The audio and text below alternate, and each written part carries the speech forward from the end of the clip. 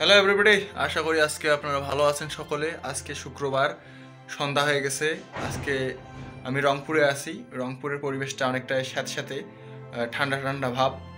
তো আজকের এই ভিডিওটাতে আমি আপনাদের সাথে একটা ইম্পর্টেন্ট টপিক শেয়ার করব, সেটা হচ্ছে সেলফ রিফ্লেকশন।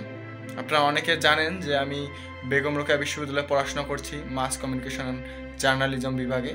তো এই বিভাগে আমাদের কমিউনিকেশনের ব্যাপারে অনেক কিছু পড়াশোনা আছে। তো এই বিভাগে পড়তে পড়তে আমি একটা বিষয় লক্ষ্য করেছি, সেটা হচ্ছে সেখানে আছে সেলফ বলে কথা। সেলফ বলতে এখানে নিজস্ব সত্তাকে বোঝানো হয়েছে। তো এই বিষয়ে আপনাদেরকে কিছু আমি পরামর্শ দিতে চাই। জানেন যে সেলফ রিফ্লেকশন বা সেলফ টক বলে একটা কথা আছে। সেলফ রিফ্লেকশন বলতে বোঝায় নিজের প্রতিচ্ছবি বা নিজের প্রতিফলন আসলে, কিন্তু ব্যাপারটা এতটাও আসলে হালকা বা ঠুনকো জিনিস নয়। সেলফ রিফ্লেকশন বলতে এরকম যে নিজের চিন্তা চেতনা, নিজের ইচ্ছা, নিজের যেই প্যাশন, সেটা বিষয়ে নিজে নিজে অনেকক্ষণ ভাবা, নিজেকে সময় দেয়া, এটাই মূলত সেলফ রিফ্লেকশনের প্রথম এবং প্রধান একটা উপযোগ্য বিষয়। অনেকে হয়তো বা ভাবতে পারেন সেলফ রিফ্লেকশন বলতে আমি বুঝতেছি না আসলে। শুনুন, আমি যেটা করি, আমি নর্মালি বেশ সময় আমি নিজে নিজে একাই ঘুরি, একাই বাইরে যাই, একাই থাকি। এর পিছনে কারণ আছে।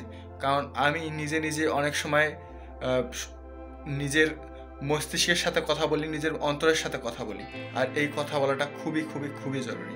আপনারা হয়তো ভাবছেন যে এটা কোনো পয়েন্ট হলে এটা পয়েন্টলেস, কিন্তু আসলে এরকম কোনো ব্যাপার না। আপনারা জানেন বিখ্যাত ব্যক্তিরা দীর্ঘ সময় নিজেদেরকে ঘরে বা বিভিন্ন জায়গায় বন্দি করে দীর্ঘ সময় নিজেকেই সময় দেয়, নিজের উপর টাইম ইনভেস্ট করে। এটাকে বলে সেলফ রিফ্লেকশনের একটা প্রধান বা প্রথম উপায়। নিজেকে সময় দিন, নিজের চিন্তা ভাবনাগুলোকে সময় দিন, এবং যতটা পারেন নিজের চিন্তা শক্তি, নিজের ভাবনা, নিজের আত্মবিষয়, নিজের প্যাশন, এগুলোর উপর ফোকাস করুন এবং এগুলো বাড়ানোর চেষ্টা করুন, যেটা আমি করি।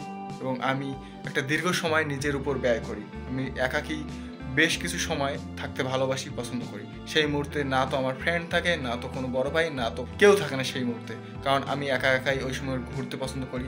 আমি আমার অন্তরের সাথে কথা বলি, আমি বিভিন্ন দিক বিষয়ে বিবেচনা করি, ভাবনা চিন্তা করি এবং অবজারভেশন করি বিভিন্ন কিছু। তো আজকের ভিডিও এ পর্যন্তই।